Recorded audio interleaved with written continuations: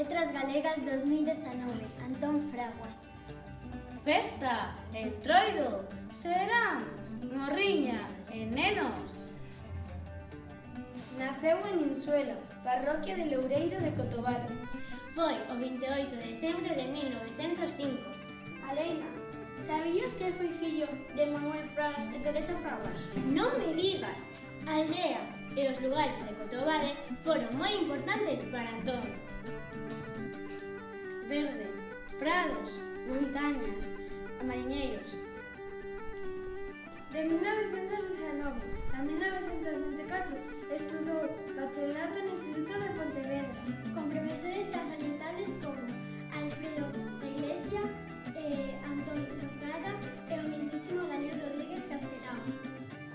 Estes mestres espertaron en Antón polo seu interés pola cultura galega. Eran os seus influencers.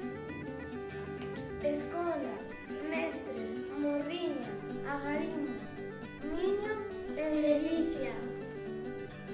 Comezou a escribir aínda sendo moza, a súa obra é moi ampla e curiosa. Artigos de revistas, colaboracións en xornais e máis de 300 libros nos que Galiza era o seu motivo esencial.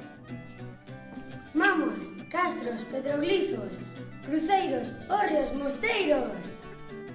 Foi profesor na Universidade de Santiago de Compostela, no Instituto da Estrada e nunha academia privada.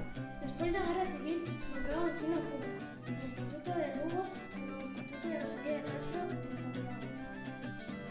Caciques, emigración, represión. O 16 de xullo de 1932 casou en Valgas con Teresa Martínez Magariños. Con que non chegamos a ter fillos, pero eso sí, disfrutamos dos sobrinos. Coplas, cantigas, rimas, festa e millo. Ao longo da súa vida formou parte das entidades máis senlleiras da cultura de Galicia. E sabedes que?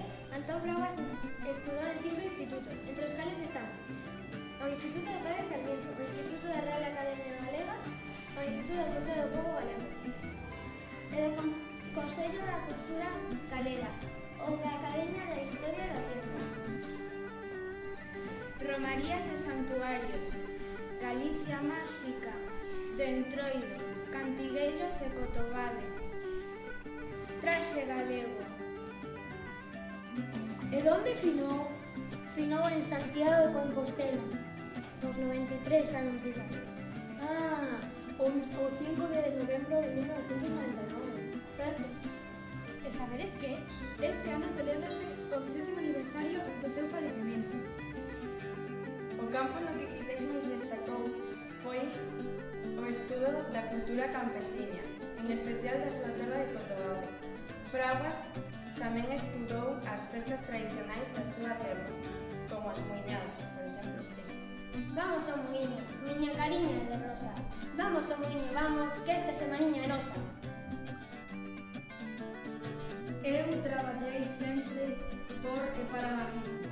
Algúnas veces acertei, outras non, pero en todo o que levo feito, puxen sempre toda a miña ilusión e o pouco que sei sen esperar nunca nada a cambio.